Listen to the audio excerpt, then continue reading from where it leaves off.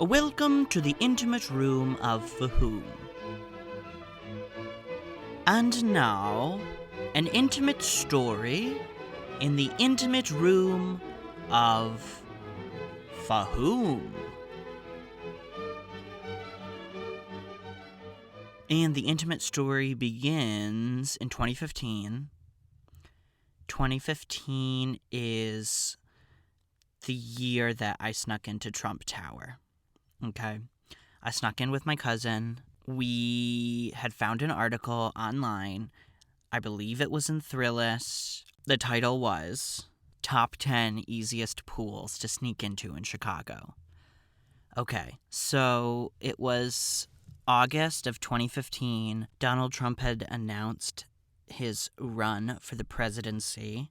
I didn't think he was a real threat, as most of us felt back then. How naive we were. So my cousin, it was a spur of the moment trip. I was like, hey, you want to come visit me in Chicago? It was summer break in between my junior and senior year, and I had a little free time. So I was like, yeah, come visit. We really wanted to, I think we wanted to get some street cred in the activist community. So we found this article when we were in Chicago. She came. I think we took the megabus, or we traveled separately. Gotta love the megabus. And very hot summer. The lake was really too cold to swim in, I think. Or maybe we did swim in the lake. I think we did dip our feet in the lake. Yes, that's what we did. Okay, so we found this article, and it was like, top 10 easiest pools to sneak into in Chicago. And the one, amazingly, that seemed easiest to us was Trump Tower.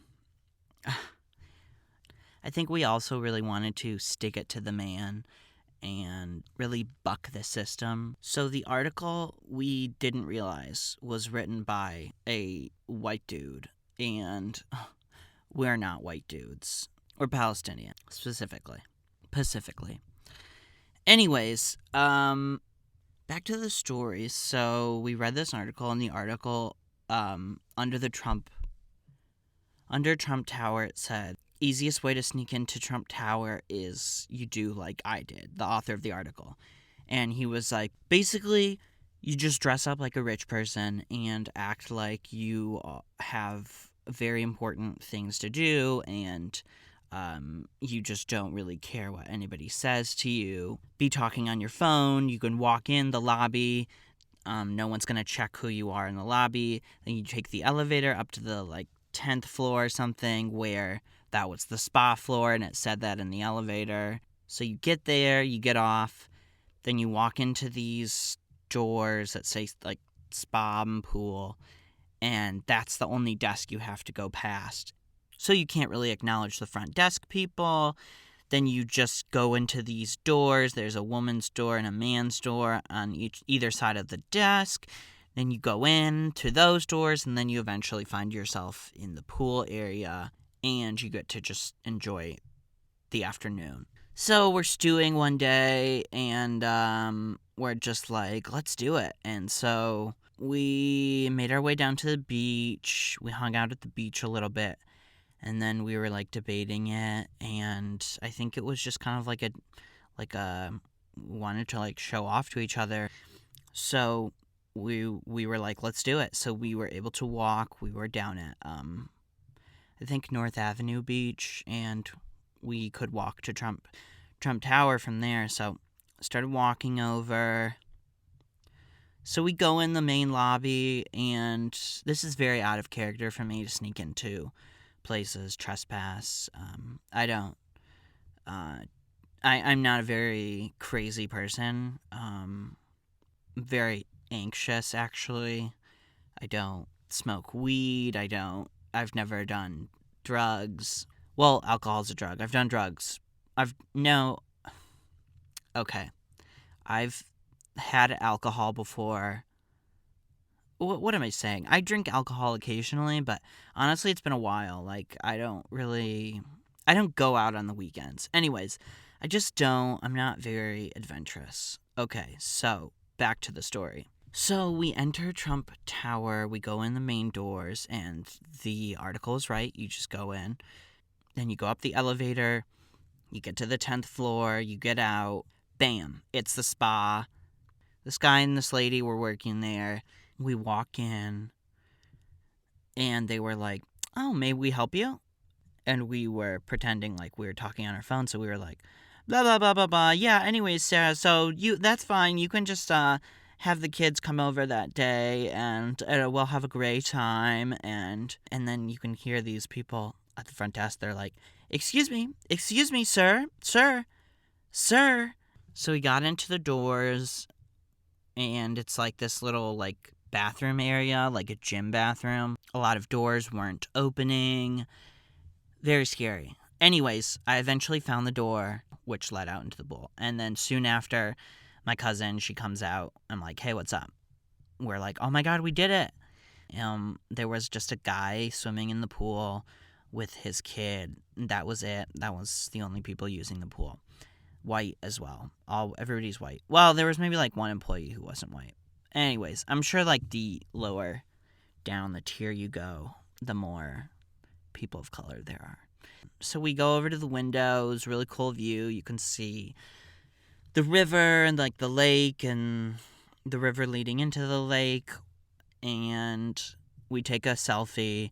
We put our middle fingers up, very rad. So then we were like, okay, let's swim. Let's use the resources. Let's, take advantage of the Trump Corporation. So we swam around. I swam like one lap maybe. And we're just like chilling in the pool. Or my cousin is laying down in a chair.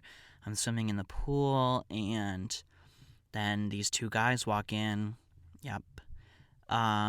These two security guys, both in suits. So they walk over and they're like, hey, do you guys stay here?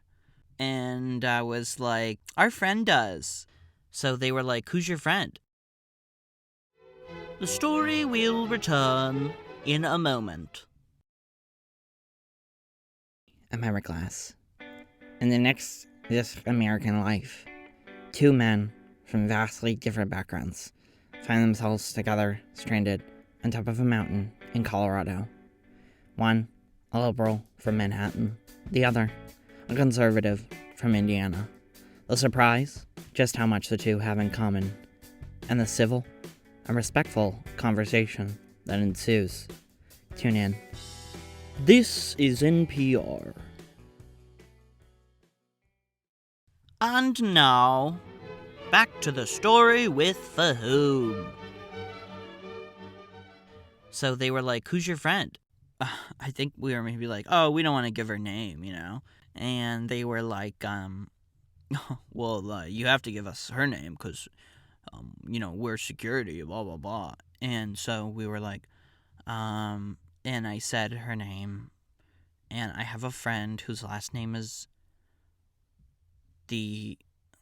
something that you use to smoke weed with. So I said her name, and they kind of laughed because her last name is an object that you use to smoke weed with. But she is a real person. Okay, so that's understood. So they were like, you better come with us. And we were like, oh, why? I thought we could just use the pool. And they were like, no, you have to stay here to use the pool. And we were like, oh, but our friend said. And they were like, yeah, we're going to see if your friend is real. Come with us. So we went with them, and we were just kind of making small talk. And they were like, we're going to go down these elevators. And we were like, oh, the main elevators, of course. And then they were like, no, you're coming down to the back elevators. And they were like, the service elevators. In retrospect, we should have just gone down the front elevators. Really? Like they're going to call the cops on us? So in retrospect, we should have just walked out the front way, gone down the front elevators. It's not like they had any weapons or anything like that. But, it's like the Foucauldian power thing, the dynamic where you feel like, you can't leave. Anyways, so we go down the back elevators and they take us down. and it's like the basement of the Trump Tower, and it's very like grimy, and like it's it's a basement. They take us over to human resources, and the guy working behind the desk is like this old guy, and he's more of a curmudgeon. These guys who came and got us from the pool are younger. The guy behind the desk is older. Anyways, so the guy's like in front of this old computer, and he's like, "Oh, what do we have here?" And the guys are like, "We found these two swimming in the pool, but they don't stay here. They said their friend with a last name that's the object of a thing you use to smoke weed with stays here." And she told them that they could come. And he was like, "Oh, what's your friend's last name?"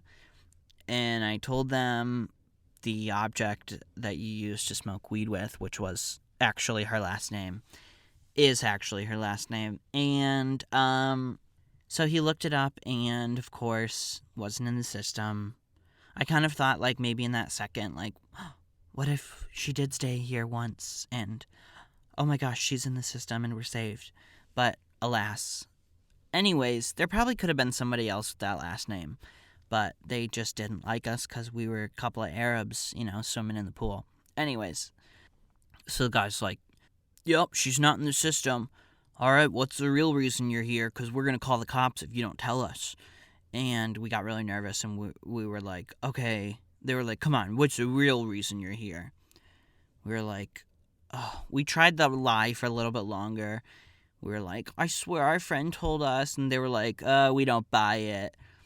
And then we were like, "Okay, here's the deal." We were like, "We'll fess up." We read an article, and immediately the guy's like, "Oh, it's the article! It's the article!" And he was very upset, and the guy behind the desk.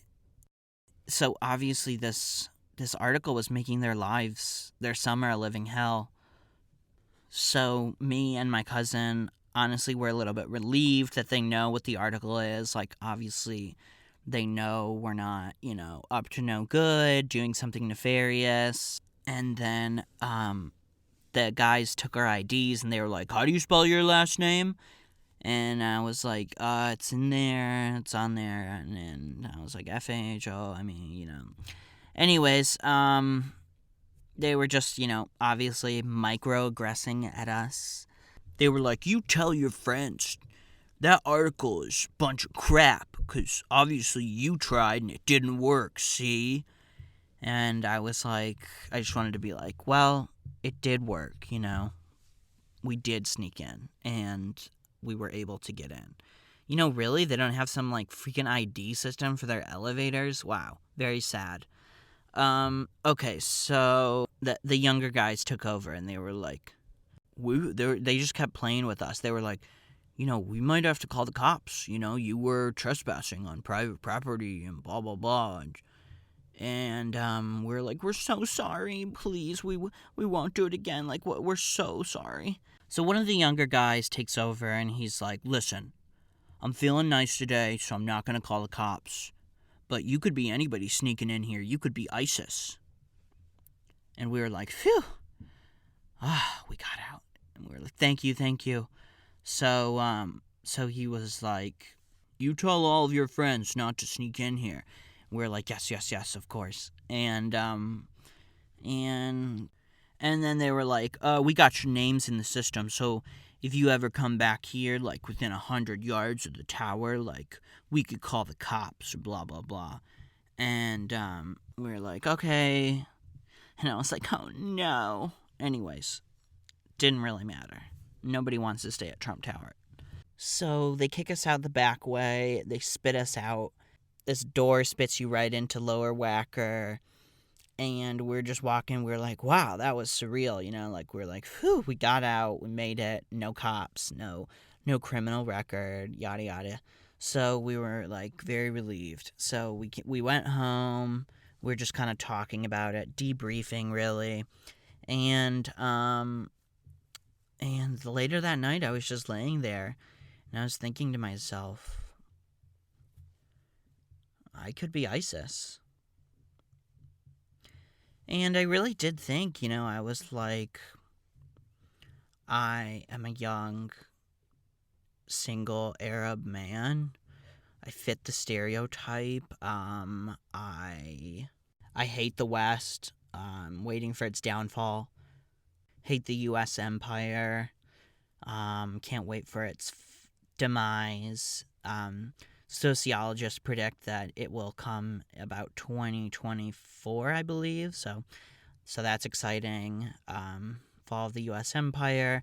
So, anyways, yeah. So you know how some people like they have like a clock where they're like, oh my god, my favorite show's gonna come out like in 3 months. For me, that clock is the fall of the U.S. empire.